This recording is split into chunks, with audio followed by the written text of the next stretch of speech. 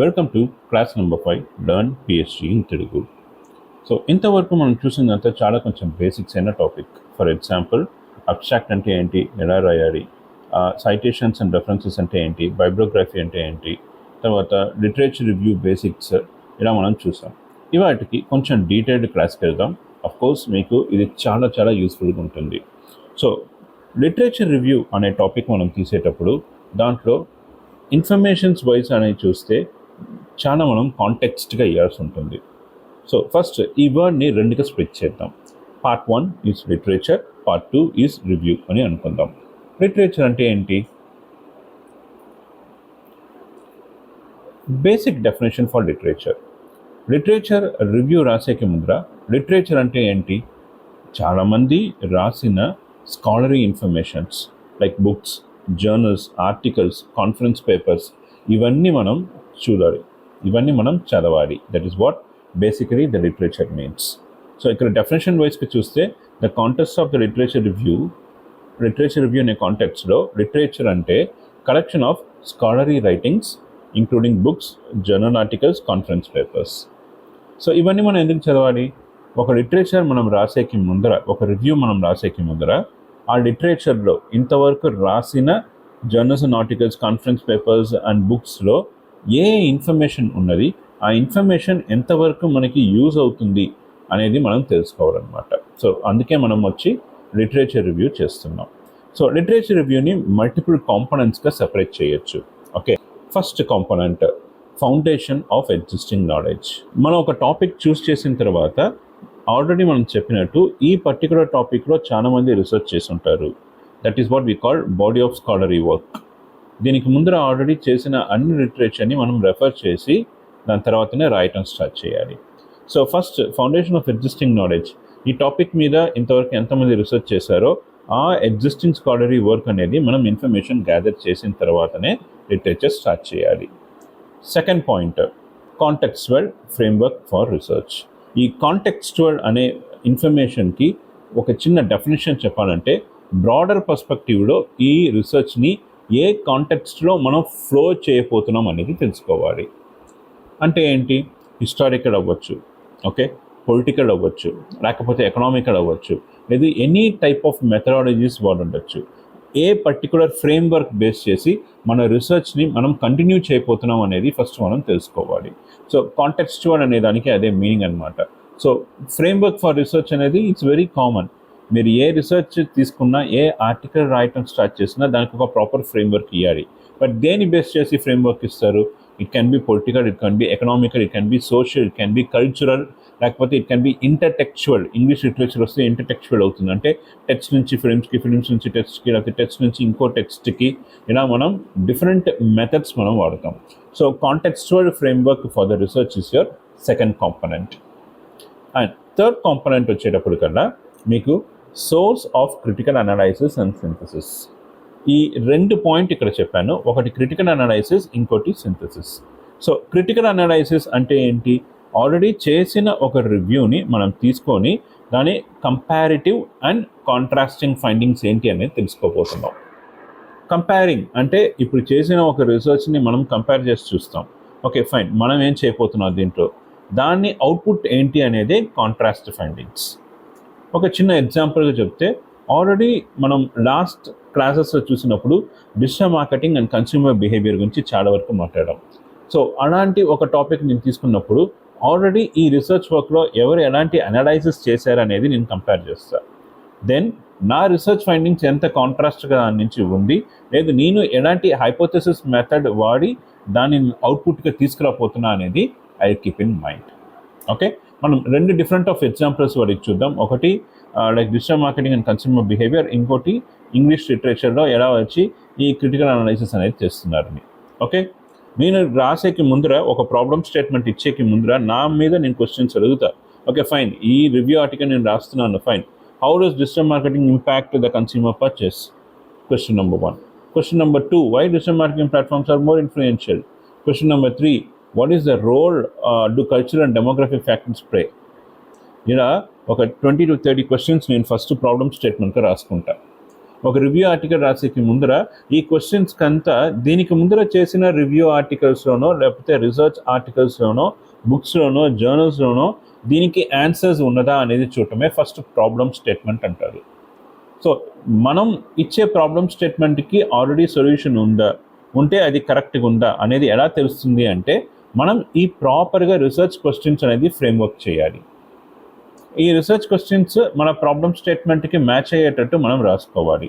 So ఏం రాసుకుంటాం, ఈ డిజిటల్ మార్కెటింగ్ ఆల్రెడీ ఉందా, ఇది ఎంత ఇంపాక్ట్ అవుతుంది, ఈ ప్లాట్ఫామ్స్ ఎంతవరకు ఇన్ఫ్లుయెన్షియల్ అవుతుందని నేను ఒక 20 to 30 క్వశ్చన్స్ రాసుకొని నేను చదివిన అన్ని రివ్యూ ఆర్టికల్స్, మేబీ ఒక 20 రివ్యూ ఆర్టికల్స్ నేను చదివి ఉంటే ఈ 20 ఆర్టికల్స్లో ఈ పర్టికులర్ క్వశ్చన్స్కి అంతా ఆన్సర్ ఉన్నదా, దానికి ఏం ఫైండింగ్స్ చేశారు అనేది మనం చూడాలి. That is how you are going to write about problem statement. So మన ప్రాబ్లమ్ స్టేట్మెంట్ రాసేటప్పుడు రివ్యూ ఆర్టికల్లో ఈ పాయింట్స్ని మీరు కీపప్ చేసుకోండి. Okay, the next point is going to be database and sources.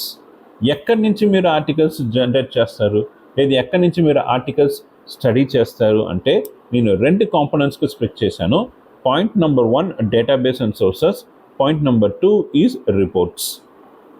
ఈ రిపోర్ట్స్ అనేది చాలా చాలా పెద్ద topic, will do on another video, but ఎక్కడి నుంచి తీసుకుంటాను చెప్తా.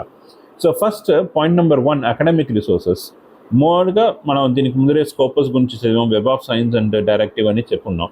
సో ఒక మేజర్ 4 సోర్సెస్ అంటే like Google Scholar is a very good source, జేస్టోర్ of course it's a good source, Scopus and web of science. ఇది కాకుండా ఇన్ మార్కెట్ చాలా academic resources ఉన్నాయి, you can choose it. Open platform resources కూడా చాలా వరకు ఉన్నాయి, దాని నుంచి ఇన్ఫర్మేషన్ గ్యాదర్ చేయడానికి we can use all these database resources. నేను ఇప్పుడు డిజిటల్ మార్కెటింగ్ గురించి చెప్పేటప్పుడు ఏం చేస్తున్నాను, ఇంతవరకు ఎంతమంది ఈ పర్టికులర్ ఇన్స్టాగ్రామో లేకపోతే ఒక ఫేస్బుక్ ప్లాట్ఫామ్ ఇండియాలో వాడుతున్నారు, ఇయర్ వైజ్గా నాకు ఒక రిపోర్ట్ కావాలంటే I can take it from Statista. Organizing the literature. ఇప్పుడు లిటరేచర్ రివ్యూ అనేది రాస్తున్నాం, దాన్ని ఆర్గనైజ్ చేసేటప్పుడు ఒక 3 పార్ట్స్ అనేది, 3 కాంపనెంట్స్ అనేది మనం మైండ్లో పెట్టుకోవాలి. ఒకటి థిమాటిక్, రెండోది థియరిటికల్, మూడోది క్రొనలాజికల్. దీంట్లో ఈ 3 పాయింట్ వచ్చి ఈక్వల్ వెయిటేజ్ అనేది లిటరేచర్ రివ్యూలో ఉంటుంది. ఇప్పుడు క్రొనలాజికల్ అనేటప్పుడు కల్లా మీకు సింప్లిఫైడ్ అండర్స్టాండింగ్, ఇంతవరకు చేసిన రీసెర్చ్ ఆర్టికల్స్ మొత్తం నేను చదివేటప్పుడు, నేను ఇప్పుడు 2024లో ఉన్నాను, నేనేం చేస్తానంటే last 10 years like maybe I will choose from 2010, 11, 12, 13, 14, 15, 2024 వరకు క్రొనలాజికల్గా ఎలాంటి కేటగరైజేషన్ చేశారు, ఎలాంటి రీసెర్చ్ ఆర్ రివ్యూ రాశారు, ఎలాంటి ఇన్ఫర్మేషన్ డీటెయిలింగ్ ఇచ్చారనేది I take in to part. ఇలాగే నేను ఆర్గనైజ్ చేస్తాను లిటరేచర్ని. రెండోది థియరిటికల్ ఫ్రేమ్వర్క్. సో బేసిక్గా థియరిటికల్ ఫ్రేమ్వర్క్ వచ్చేటప్పుడు కూడా ఇంగ్లీష్ లిటరేచర్లో కానీ, లేదు మీరు వేరే ఏదైనా ఒకటి, ఇప్పుడు కన్స్యూమర్ బిహేవియర్ గురించి ఒక థియరీ అవ్వచ్చు, లేకపోతే డిజిటల్ మార్కెటింగ్ గురించి చదివేటప్పుడు పర్చేసింగ్ బిహేవియర్ గురించి థియరీ అవ్వచ్చు, లేదు యూజర్ గ్రాటిట్యూడ్ దాన్ని బేస్ చేసి ఒక థియరీ అవ్వచ్చు. ఇలా ఓ పర్టికులర్ థియరీ బేస్ చేసి మీ లిటరేచర్ని వచ్చి డిఫైన్ చేయాల్సి వస్తుంది. So it can B of any topic, మీరు సోషల్ ఆర్ కల్చరల్ తీసుకున్నా, ఎకనామిక్ తీసుకున్నా, లేకపోతే ఒక హిస్టరీ కాంటెక్స్ట్ తీసుకున్నా, లేకపోతే మీరు వచ్చి ఒక సైకలాజికల్ బేస్ తీసుకున్నా, లేదు ఒక ఇంగ్లీష్ లిటరేచర్ బేస్ తీసుకున్నా, ఒక థియరిటికల్ ఫ్రేమ్వర్క్ అనేది ఇవ్వకుండా మన వాళ్ళ లిటరేచర్ రివ్యూ అనేది రాయలేము. క్రొనలాజికల్. సో ఇయర్ 2000స్లో ఏం రీసెర్చ్ చేశారు, 2010 to 15 టైం పీరియడ్లో ఎలాంటి రీసెర్చ్ చేశారు, 2016 to 20 టైం పీరియడ్లో ఇది ఎక్స్టెన్షన్గా ఎలా అవుట్పుట్గా, లేకపోతే ఈకామర్స్ ఇంటగ్రేషన్లో ఎంతవరకు చేశారు, 20 to 24లో ఎలా చేశారు అనే టైం పీరియడ్ బేస్ చేసి క్రొనలాజికల్ ఆర్డర్లో నా టోటల్ రీసెర్చ్ని సిస్టమేటిక్గా నేను పెడతాను. Next third part is going to be theoretical framework. ఇప్పుడు ఈ డిజిటల్ మార్కెటింగ్కి నేను తీసుకునే థియరీస్ అయితే technological acceptance theory or TAM model అంటారు, user gratification theory UGT model, consumer behaviour based theory. So టోటల్గా నేను వచ్చి ఇప్పుడు డిజిటల్ మార్కెటింగ్ గురించి మాత్రమే మాట్లాడకుండా ఒక ఇంగ్లీష్ లిటరేచర్ చేసేటప్పుడు ఇదే లిటరేచర్ రివ్యూ అనేది context based and theoretical based ఎలా చేస్తారనేది కూడా నేను చెప్తాను మీకు లిటరేచర్ రివ్యూలో. ఓకే, రిసర్చ్ అండ్ ఫైండింగ్స్ అంటే ఎలా మనం చూపిస్తారని చెప్తా. ఇక్కడ మీకు జనరల్గా ఒక హైపోథెటికల్ ఇన్ఫర్మేషన్ ఇచ్చాను. సో స్టాటిస్టా లాంటి ఒక వెబ్సైట్ మనం చూసేటప్పుడు మనం రిసర్చ్ అండ్ ఫైండింగ్స్ 2021కి ఒక వాల్యూ, 22కి ఒక వాల్యూ, 23కి ఒక వాల్యూ, ఇది క్రొనలాజికల్ బేస్ చేసి అవుట్పుట్ ఇచ్చేటప్పుడు మనం ఇలా బార్ గ్రాఫిక్స్గా మనం ప్రజెంటేషన్ చేయొచ్చు. Final part citations and బైబ్లోగ్రఫీ.